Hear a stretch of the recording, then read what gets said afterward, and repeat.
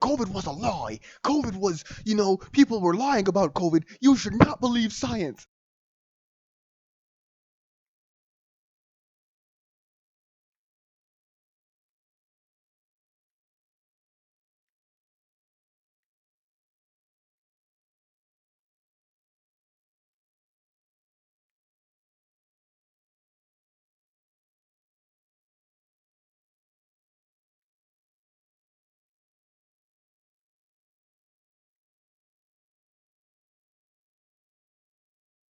What is going on, dreamers? Okay, the top G. What color is your Bugatti? He has come back to Piers Morgan Uncensored's channel, and they're discussing Elon Musk, free speech, and just the different nuances of what free speech means and how exactly we can have a platform that actually has free speech. Not gonna take too long in this, man. I'm trying to hear the top G speak, so let's do it. Andrew Tate and Piers Morgan on free speech and Twitter. Tate, whose videos have been viewed billions of times online, but he's been banned from pretty much every mainstream social media platform, including you name it, Twitter. Twitter, Instagram, Uber, fucking Airbnb, everywhere, man. I think Crazy. It's quite interesting because you've been a victim of being, if victim's the right word, but you've been removed from social media platforms. He looks fed up. I'm not. He looks Elon done Musk with has all this dedicated bullshit. himself, he says, to restoring free speech. Do you think that's going to include you, for example? I don't think it matters if it includes me or not. I think what's important is that free speech is the #1 weapon against absolute tyranny. Correct. And although you cannot have complete free speech because then conversations completely break down into asinine insult fests, I do like the idea of the changing of the guard when it comes to control over information. Is it possible, Andrew Tate, to actually police something like Twitter, to be... Before we let Andrew speak here, I just wanna put my own perspective into this, which is what he just said is very true actually. So it doesn't matter if it's, well, I gave a platform back to Andrew Tate or I gave, Trump back his Twitter. So free speech is back, guys. Like, that's not what it's about. It's about the fact that those people were removed in the first place. It's about the fact that if you have a platform that's so-called giving people freedom of speech and giving people the freedom to express themselves appropriately, there should not be one perspective that's allowed to be expressed. You should be allowed, and now I understand things like hate speech exist, things like those exist, but those exist for reality. Online, on social media platforms, unless you're directly trying to incite a riot, unless you're directly trying to gather people together to commit violence or to commit harm, if you are speaking, if you are vocalizing your point of view, vocalizing your perspective, there should be no reason why someone should be removing you, disabling you. Now, I get it. Those are private companies. They can do whatever they want with their platforms. However, then do not pretend like you are some free speech moral high ground. Well, we're just trying to promote the right type of speech. Well, free speech isn't always the right type of speech, which is why it's called free speech and not the right speech. Free speech is about allowing everyone to vocalize themselves without having to be fearful of someone removing them, someone attacking them, or someone coming in and just completely banning them off of specifically every social media platform, which is crazy to me. A platform for genuine free speech? Or is it so toxic and tribal now that whatever happens, before we had all the people on the right screaming away that they were being no platformed and so on. Now you've got all the people on the left screaming that they're being diminished in some way. Right. It's very tribal, very toxic. Can Musk cut through that? And if so, how? Yeah, it's going to be extremely difficult. There's always going to be one group of people who are extremely unhappy, but I think that anybody who's perspicacious enough to understand... He loves that word, bro. ...recently will know that the left and their narratives have certainly been protected for a very long time. Top G. And the universe has swings and balances, and God often restores balance to the universe, and perhaps it might swing the other way for a while. I truthfully... I'm a person who believes that all points of view are extremely important, because as soon as you block points of view, you have absolute tyranny. I agree in a way, completely. It's sort of self-defeating, isn't it? Because you carried on getting huge attention. It was interesting to me that when you came on the show, for example, we've had, I think, nearly 6 million people have viewed the whole interview that we did, which is a huge number of people, certainly far higher than watched it on conventional television. So you have a whole world out there online which operates away from social media platforms. Yeah, I've been very, very successful in spite of them, but not many people can do that. True. I'm in a pretty unique position. But I think that everybody needs a voice to a degree, and social media platforms are now the most important platforms on the planet. Correct. They control information, and they influence real-world decisions, and they influence people's perception of reality. The last few years of COVID have been a perfect example of what happens when you censor one side of the argument, and you only allow one point of view to be purported by the matrix in and of itself, and that's how you end up in tyrannical situations. I think you were just discussing that, Piers. Yeah, absolutely. I think it's a perfectly valid point. You know, people have quite rightly, held me to task over some of the positions I took during the COVID pandemic, notably when the scientists said as a definitive fact that you couldn't transmit the virus if you had the vaccine. Right. It turned out that wasn't true. Not true at all. And I based my observations on that supposed. See, now before the conversation continues, this is a very sensitive topic on YouTube, so let me not, just come out right and say COVID was a lie. COVID was, people were lying about COVID. You should not believe science. No, that's not what I'm saying. What I'm saying is that you should be allowed to ask questions. You should be allowed to go against the societal norm. I had to show up. I had to do my thing. But when I'm out in public, I wasn't wearing no damn mask. When I was taking my shit off and getting, you would see the people in the corner. Oh, God, he's not.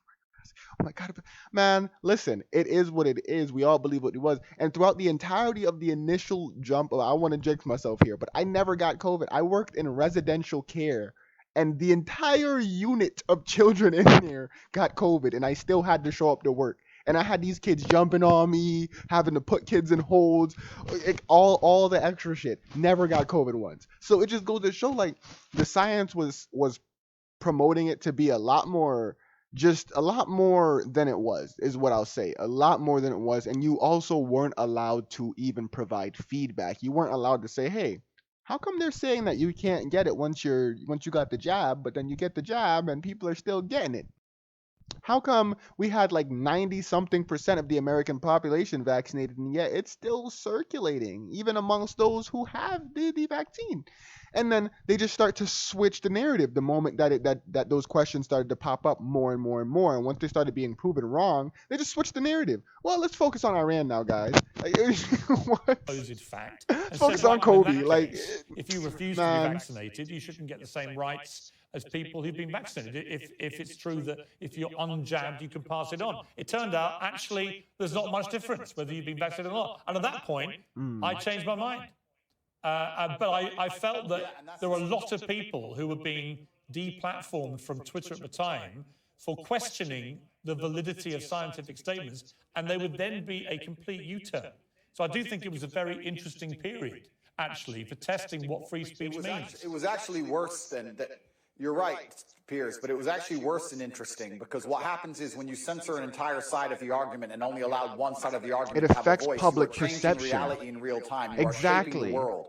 The only reason that scam continued as long as it did, and the only reason people didn't get to see their own parents get buried, and the only reason people sat and missed cancer appointments because they were scared of the common cold, was because they were censoring anybody who said anything contrary to the purported version of events. Common cold, exactly. It's beyond simply interesting, and it's beyond simply funny or coincidental. Outright disgusting. Yeah, I will challenge you on one thing. It's not the common cold, right? COVID-19 has killed 6.6 million people. It is one of the most deadly viruses, certainly of our lifetime. So it wasn't the common cold, but I do think it is completely justified for people to say we should be more cautious, I think, about accepting during fast-moving pandemics the word of scientists as being sacrosanct, because on a number of things, from the use of masks to the efficacy this was of all vaccines being tested when we were just accepting it as fact. They were in test phases. I've read enough history books to know that the people who do the censoring are never the good guys. And they've been censoring a lot of arguments for a very long time in the name of good. They are weaponizing virtue, and it's always in the name of It's tyranny. about having the moral high Anybody who's out here ground. trying to silence an entire side of an argument on any subject, whether it's COVID-19, immigration, anything else, they are the evil people who are out for absolute mind control of the populace. And they should be feared. I certainly agree that I think the healthiest thing for any democracy is for all views to be aired and debated. We seem to have lost the ability to debate, to discuss. When I interviewed you, we had a few fractious moments, but actually, I thought it was a pretty spirited debate between people who perhaps had preconceived views of each other. Right. And I've got no problem interviewing you now about these because I think you have an interesting take on this stuff. And that's the key to life. When you reach that level of adolescence in your mindset where you can't handle any point of view that is contrary to your own, then you're truly a broken person. And that's what the internet is purporting. It's very interesting you said about Twitter being tribal. There's a large contingent of people on Twitter who simply cannot handle reading an opinion which differs from their own. Yeah, you even see the headline and they lose their shit. They start just throwing out symbols. Sorry, Tate, go ahead. I agree. If you were Elon Musk, this idea of charging $8 now a month, whatever it is, to access the blue tick premium Twitter account, would you do that? Would you pay the extra? I think that social media companies for a very long time have lived in an absolute fantasy where they've printed money from thin air by charging people for pixels. And they grew into these large conglomerates with too many staff sitting around doing nothing, having coffee breaks. And Elon Musk is a businessman. He's walked into the office and he's firing a bunch of people who are messing around doing nothing. And he wants his business to make money, as it absolutely should. And how he decides that happens is his prerogative. I don't see why we should sit and accept that a website needs 200,000 people sitting around discussing in long meetings, sitting on beanbags about policy of human rights of some garbage, when he's come along and said, no, I'm a businessman. We're going to charge for our service. We're going to reduce the number of staff. And we're going to be a functional, coherent company, as they should be. And it's his prerogative to do it, as he's bought the company. I think he can do whatever he wants. Yeah, I mean, I don't disagree. Because I remember the appalling censorship. I'm not going to pay for this shit, but I agree. About Hunter Biden, the son of the president, about his laptop. This is 3 weeks before the election that Joe Biden won. He was heading, to a possible victory, but it was tight. And that story, they reckon, could have tipped it either way. But it was completely suppressed and censored, starting with Twitter, then Facebook, then others. Twitter literally locked out the New York Post account for 2 weeks. And I thought that was shameful. It's worse than shameful. It's worse than shameful. When you control information, you control the real world. Yes. They affect the real world in real time. They are genuinely affecting the reality people live in. They are not just a company. They're not just a social media platform. It affects absolutely every single person on the planet when it changes who is elected. I don't want to comment specifically on Hunter Biden or the laptop. I would never kill myself. But I don't think it's fair that they would hide. I love this nigga, bro. I love this man so much, bro. Oh my god. This man said, I don't want to comment about that. I would never kill myself. I would never kill myself. But listen, man, there is so much corruption in every country. Don't get me wrong. In every country, there's a lot of corruption. But there's so much going on behind the scenes when it comes to presidency, when it comes to the media groups. Listen, Kanye wasn't banned for no reason. You only get removed if what you're saying has some element of truth behind it. Only then. There's some element of truth behind everything that is said that is banned, removed. And the reason that it's dangerous is because it's not complete ludicrousy. If something's completely crazy, you can leave it there. It's fucking crazy. Yeah, people will believe it and stuff, but then people will realize it's crazy eventually and then they'll give up on it. But when something has a truth behind it, that's when you'll see it get removed. That's why you see people like Tate and Sneeko and them, despite the fact that Sneeko's a bit fucking loose as a cannon, there's still the fact that a lot of the things that he says is true. Andrew Tate, another thing, a lot of the things he was saying was on the edge, and when he was making jokes and stuff like that, it was on the edge of triggering people, but a vast majority of what he's saying is true, and that's why they're canceled. It's because there's too much truth behind what they're saying, and it might spark a revolution. And some people are trying to control that. I won't say what type of people. I won't say where they're at. I won't say what positions they occupy. All I will say is I would never kill myself. Certain key information that close to an election, and the fact that they've done that was done specifically to affect the world that we all live in, and we all have to suffer the consequences of those things. So to sit and say that these companies can just do whatever they want and they're private, etc. No, free speech is beyond important for democracy. It's important for the reality that we exist under. Correct. Andrew Tate, thank you for joining me. I appreciate it. Thank you, Frank. All right, dreamers. So that was the extent of that debate between Mr. Tate and Piers Morgan. If you guys enjoyed the video, make sure to leave a like, Drop a comment in the comment section down below. Hit that subscribe button. Hit the bell so you know when I drop my next videos. And blow up my past videos, man. The ones that I've been releasing most recently. Go give them a watch. Go tell me what you think in the comments. Tell me where I can improve. Dreamers, out.